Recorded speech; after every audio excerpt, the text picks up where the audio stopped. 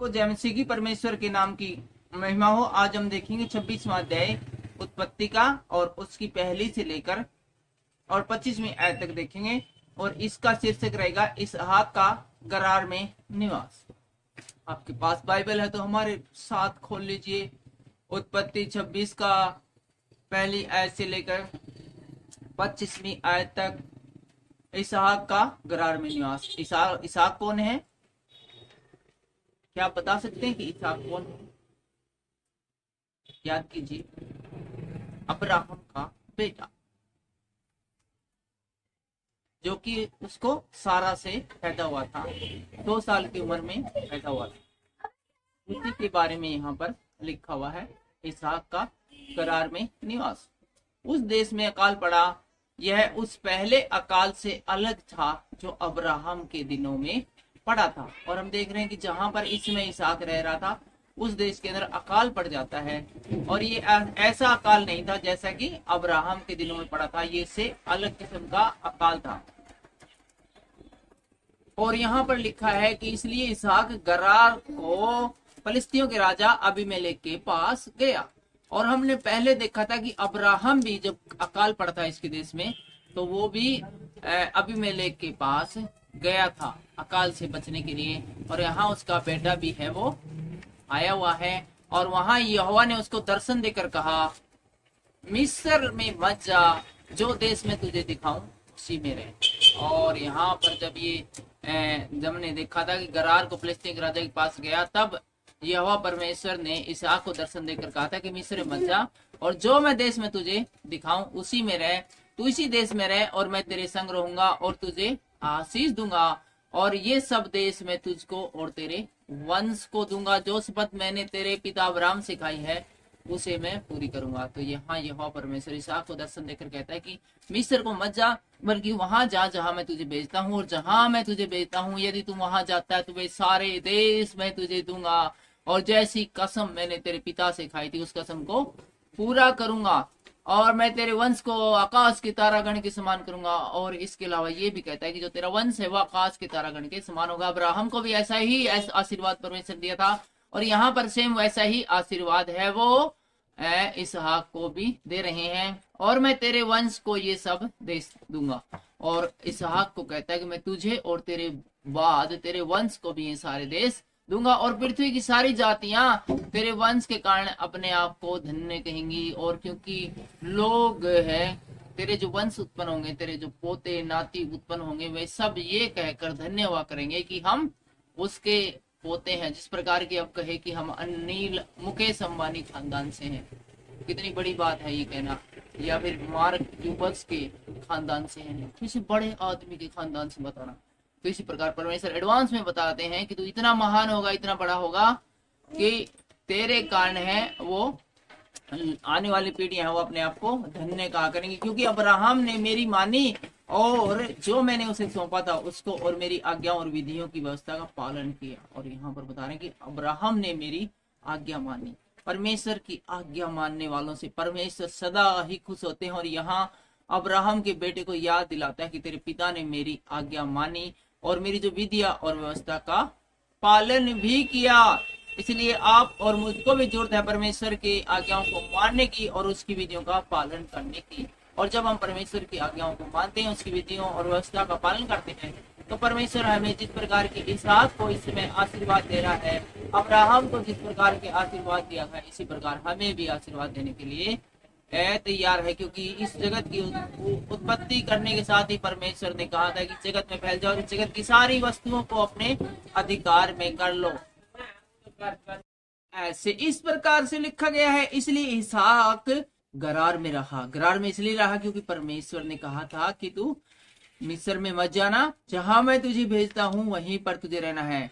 और 7वीं आयत बताती है, जब उस स्थान के लोगों ने उसकी पत्नी के विषय में पूछा तब उसने यह सोचकर कि यदि मैं उसको अपनी पत्नी कहूं तो यहाँ के लोग रिबका के कारण जो परम सुंदरी है मुझको मार डालेंगे। उत्तर दिया, वह तो मेरी बहन है। और जब इस प्रदेश में आया और लोगों ने पूछा कि ये कौन है, तो उसने कहा ये मेरी बहन है। अब्राहम ने भी ऐसा ही कहा था अपनी पत्नी के बारे में जब वो विदेश में गया था, अबीमेलेक के देश में गया था। जब लोगों ने पूछा ये कौन है तो उसने कहा था ये मेरी बहन है, ताकि उसको उसके कारण उसकी जान बच जाए। पुराने समय में क्या होता था कि यदि किसी परदेशी की पत्नी खूबसूरत होती थी तो उस व्यक्ति को तो मार दिया जाता था और उसकी पत्नी उससे छीन ली जाती थी।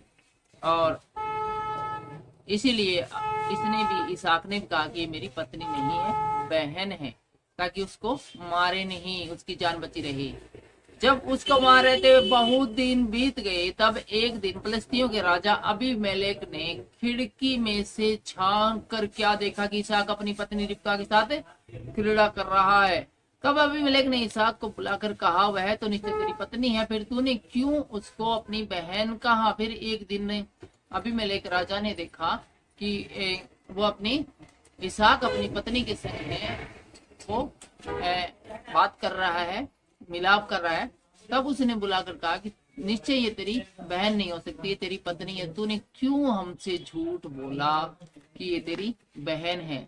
तो इसहाक ने राजा को उत्तर दिया, मैंने यह सोचा कि ऐसा ना हो कि इसके कारण मेरी मृत्यु हो। बोला जी मैं तो डरता बहुत, झूठ बोल दिया जी, ये नहीं होता कि वो मेरी पत्नी को छीनने का चक्कर में कोई मेरी जान ले ले।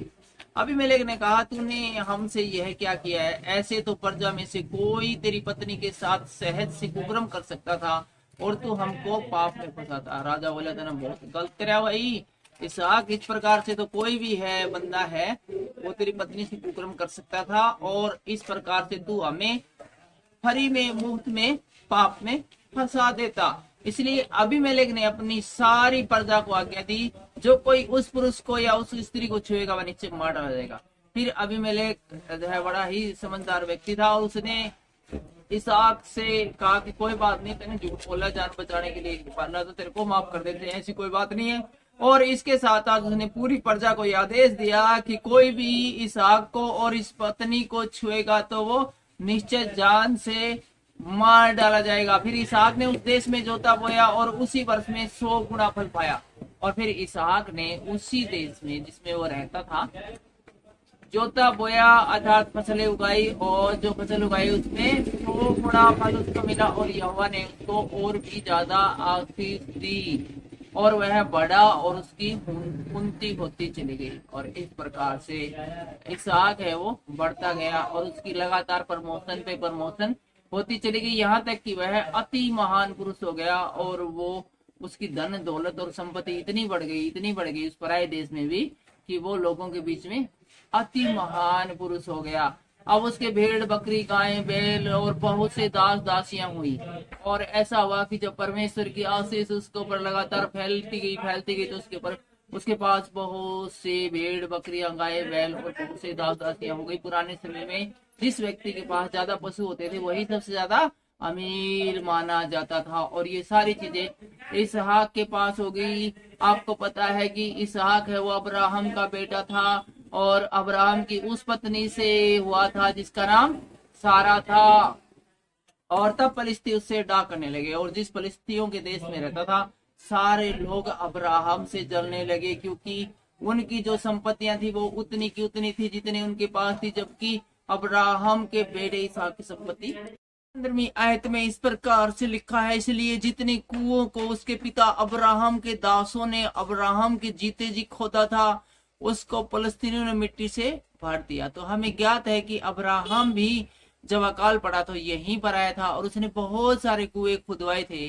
तो इसलिए क्योंकि ये इसहाक है, इसकी उन्नति होने लगी थी, प्रगति होने लगी थी चारों और ये अमीर बनता जा रहा था, इसलिए जड़ते बढ़ते लोगों ने इसके जितने कुएं खुदाए थे अब्राहम ने, इसके पिता ने, वे सारे कुएं भरवा दिए, उसमें कंकड़ मिट्टी लकड़ लुकड़ डाल के सब के सब तहस नहस कर डाले। 16वीं आयत हमें बताती है, तब अबीमेलेक ने इसहाक से कहा हमारे पास से चला जा। और वो लोग उससे इसकी उन्नति को देख के इतने दुखी हो गए कि एक दिन वहां के शासक को से कहना पड़ा तू हमारे यहाँ से चला जा, क्योंकि तू हमसे बहुत सामर्थ्य हो गया है, तुझे अब यहाँ रहने की जरूरत नहीं, तू तो हमसे भी ताकतवर रह गया है, अब अपने देश में यहाँ से तू चला जा, निकल जा, हम तेरे से जलते हैं, हमारे से तेरी उन्नति देखी नहीं जा रही है। 17वीं आयत बताती है, अतः इसहाक वहां से चला गया और इसहाक वहां से चला जाता है और गरार की घाटी में अपना तंबू खड़ा करके वहां रहने लगता है और यहाँ से निकलकर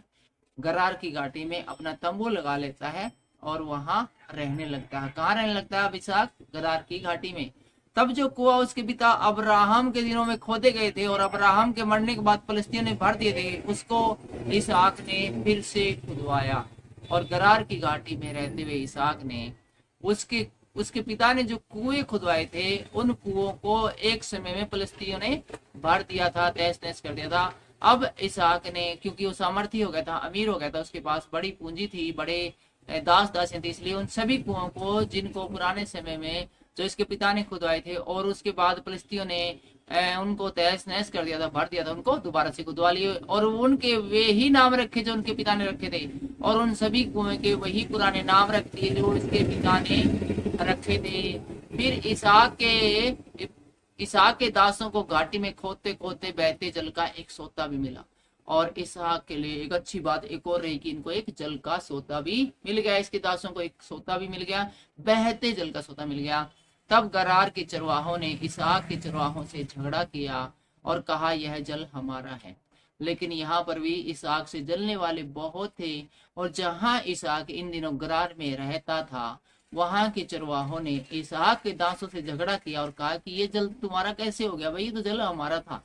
हालांकि सोता है ये इसके इसहाक के दासों को मिला, लेकिन उन्होंने कहा भी तुम्हें कहां से मिल गए, तो सदा से ही हमारा था। इस बात को लेकर उनका बड़ा झगड़ा हुआ, इसलिए उसने उस कुएं का नाम एशेक रखा, और इसीलिए इस कुएं का नाम उसने एशेक रखा, अर्थात विरोध का कुआं, विरोधाभास हुआ था, इसलिए नाम एशेक रखा, क्योंकि वे उससे झगड़े थे। और 21वीं आयत हमें कहती है फिर उन्होंने दूसरा कुआं खोदा और उन्होंने उसके लिए भी झगड़ा किया। एक और कुआं इन्होंने खोदा तो उसके लिए भी उन्होंने झगड़ा किया, इसलिए उसका नाम उन्होंने सिल्ला रखा, अर्थात झगड़ा, विरोधाभास। और 22वीं आयत में कहते हैं तब उसने वहां से निकलकर एक और कुआं खुदवाया और उसके लिए उन्होंने झगड़ा न किया। फिर इसहाक ने एक तीसरा कुआं और खुदवाया और इस बार किसी प्रकार का झगड़ा नहीं हुआ, इसलिए उसका नाम यह कहकर रहोबोत रखा। अब तो यहोवा ने हमारे लिए बहुत स्थान दिया है और हम इस देश में फूले फलेंगे। वहां से वह बरसेबा को गया और उसके बाद यहाँ से चलकर इसहाक कहाँ चला जाता है? बरसेबा को चला जाता है। और उसी दिन यहोवा ने रात में उसको दर्शन देकर कहा, मैं तेरे पिता अब्राहम का परमेश्वर हूँ, मत डर, क्योंकि मैं तेरे साथ हूँ और अपने दास अब्राहम के कारण में तुझे आशीष दूंगा और तेरा वंश बढ़ाऊंगा। परमेश्वर कहते हैं मत डर, मत डर, मैं तेरे साथ हूँ, तेरे पिता के कारण में तेरा वंश बढ़ाऊंगा। तब उसने वहां एक वेदी बनाई और यहोवा से प्रार्थना की और अपना तंबू वहीं खड़ा किया, और वहां इसहाक के दासों ने एक कुआं खोदा।